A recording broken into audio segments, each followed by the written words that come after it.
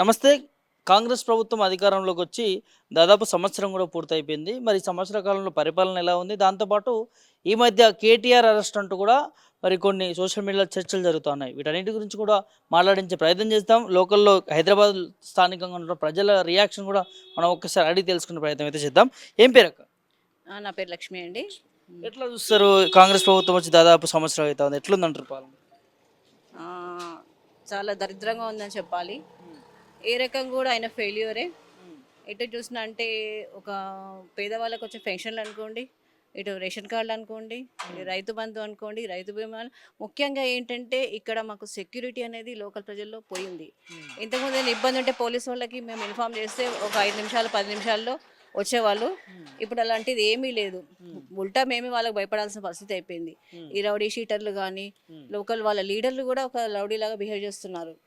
అంటే సెక్యూరిటీ లేనట్టుగా లేడీస్కి కానీ, పిల్లలకు కానీ అసలు లేదు. అసలు అయినా సీఎం అయినా ఆయన మాట్లాడే మాట కానీ, ఆయన విధానం కానీ మాకు ఏ రకంగా అనిపించట్లేదు. చాలా ఫూలిష్గా బిహేవ్ చేస్తున్నాడు ఆయన.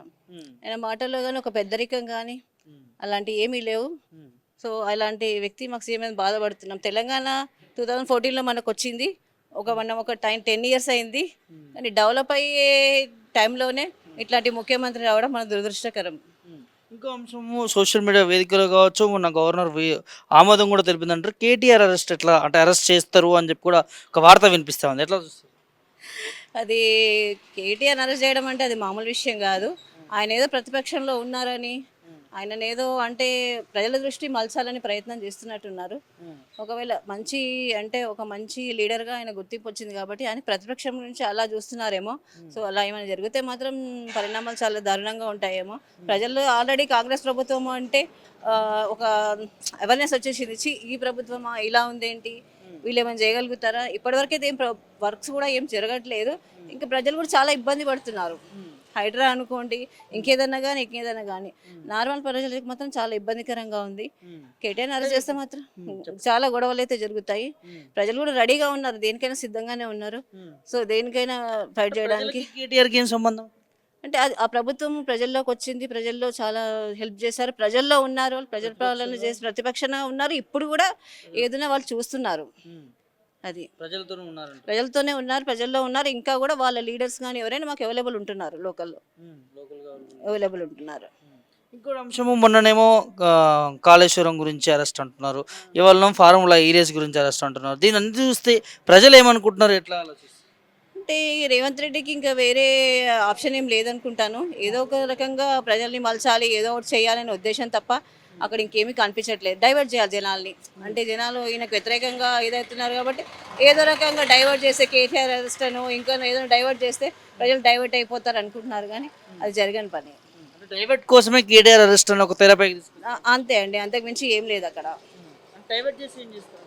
డైవర్ట్ చేస్తే వాళ్ళ వరకు కాంగ్రెస్ వాళ్ళ వరకు ఏమన్నా అంటే జనాల్లో వాళ్ళ పైన ఏమన్నా మంచి అభిప్రాయం ఏర్పడుతుంది అనుకుంటున్నారు, కానీ ప్రజల్లో మాత్రం మోస్ట్లీ మంచి అభిప్రాయం అయితే లేవు రేవంత్ రెడ్డి గురించి. కానీ అసలు రేవంత్ రెడ్డితో పాటు మిగతా మంత్రుల్లో కూడా ఎక్కడ అనిపించట్లేదు. 6 గ్యారెంటీ ఎట్లా చూస్తారు? అంటే వాటిని డైవర్ట్ చేయడానికే ఇలాంటి ఒకదాని ఒకటి ఇంకోటి ఇట్లా డైవర్ట్ చేసుకుంటూ వస్తుంది అనుకోవచ్చు. ఆరు గ్యారెంటీలు అయితే ఏమీ ఇంప్లిమెంట్ లేదండి. ఒక ఆర్టీసీ ఒకటి చేసినట్టున్నారు. దానివల్ల ప్రజలు మేము ఎప్పుడైనా బయటికి వెళ్తే మాకు ఇబ్బంది అవుతుంది తప్ప దానివల్ల బెనిఫిట్ ఏమీ లేదు. సో ఈ 6 గ్యారెంటీలు వాళ్ళు ఏమి చేయలేదు కాబట్టి దీన్ని ఏమన్నా ఏమి ఇంప్లిమెంట్ చేయలేని పరిస్థితుల్లో ఏమైనా డైవర్ట్ చేద్దామని చేస్తున్నారు. కేటీఆర్ అరెస్ట్ అది అని, కానీ అట్లా అంతకుమించి ఏమీ లేదు. కేటీఆర్ అరెస్ట్ చేస్తే ఊరుకొని ఉంటారు అయితే? నేను ఖచ్చితంగా ఊరుకోమండి. ఆయన చేసింది ఏమీ లేదు. ఈయన ఏదో ఒకటి అప్పుడు కాళేశ్వరం అన్నాడు, ఏదో స్కామ్ అన్నాడు, అది ఏమీ లేదు. అందరూ ఆఫీసర్స్ కానీ అంత సర్టిఫై చేశారు అట్లాంటిది స్కామ్ ఏమీ లేదు అని. ఇది కూడా అలాంటిదే అనుకుంటున్నాం మేము. ప్రజల్లో ఉండే వ్యక్తులు మాకు కావాలి. ప్రజల్లో ఉన్న వాళ్ళని ఏదో రకంగా ఇబ్బంది పెట్టే ప్రయత్నం మాత్రం రేవంత్ రెడ్డి గారు చేస్తున్నారు. అంటే ఇప్పుడు ప్రజల్లో ఉండని కూడా చేస్తున్నాను అనుకోవచ్చా కేటీఆర్? ఖచ్చితంగా అండి. ఆయన ప్రజల తరపున మాట్లాడుతున్నారు, ప్రతి వ్యక్తిని మాట్లాడుతున్నారు. అపోజిషన్లో ఉండి రైతు బంధు, రైతు బీమా ప్రతి వారి గురించి మాట్లాడుతున్నారు కాబట్టి ఆయన ఏదో రకంగా ఇబ్బంది పెట్టాలి, ప్రజల్లో నుంచి ఆయన ఎట్లయినా డైవర్ట్ చేయాలని ప్రయత్నం చేస్తున్నారు, కానీ అంతకుమించి ఏమీ లేదు అక్కడ. హైడ్రా మూసి బాధలకు కావచ్చు, లేకపోతే లఘుచల రైతులకు కావచ్చు, లేకపోతే అంటే ప్రభుత్వం వైఫల్యాలను ఎండగట్టడం కావచ్చు, ప్రజల పక్షాన ఉన్నందువల్ల కావచ్చు, వీటన్నిటి గురించి అంటే ప్రజలు అర్థం చేసుకుంటారు. ఖచ్చితంగా అండి. హైడ్రా అనేది మరీ చాలా దారుణం.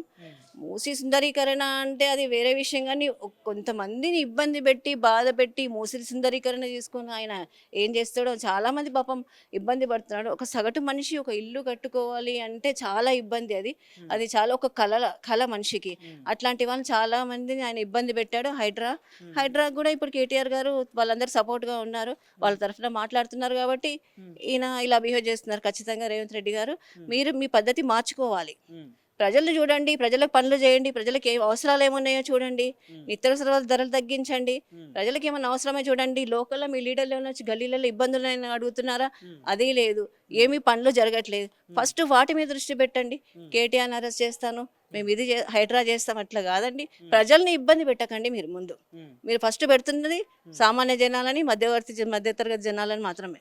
ప్రజల్ని ఏ విధంగా ఇబ్బంది పెడుతున్నారు అనుకోవచ్చు? 2-3 సందర్భాలు చెప్తారు. అవునండి, ఇప్పుడు పెన్షన్లు చేస్తా అన్నారు కానీ ఇంతవరకు అయితే ఏమి ఇంప్లిమెంట్ లేదు. ఒక్కోసారి ఒక్కో మంత్ ఆ పెన్షన్లు కూడా రావట్లేదు. ఇంకోటి బస్తీలలో చిన్న చిన్న పనులు ఉంటాయి కదా సార్, ఏ పనులు కూడా జరగట్లేదు. ఏదైనా ఫండ్స్ లేవని తప్పిస్తే ఏ పని. లోకల్లో గవర్నమెంట్ కాలేజ్ ఒకటి కడుతున్నారు, అది ఒకటి కానీ హాస్పిటల్ కానీ ఇప్పుడు అది స్టార్ట్ చేశారు టీఆర్ఎస్ గవర్నమెంట్లో. ఇప్పుడు ఈయన ఫండ్స్ లేవని ఫండ్స్ ఇవ్వట్లేదు. దానివల్ల స్కూల్ పిల్లలు, కాలేజ్ పిల్లలు, ఇప్పుడు మాకు హాస్పిటల్ లేక కూడా ఇబ్బంది అవుతున్నది. సో అట్లాంటివి ఏమైనా చేయండి.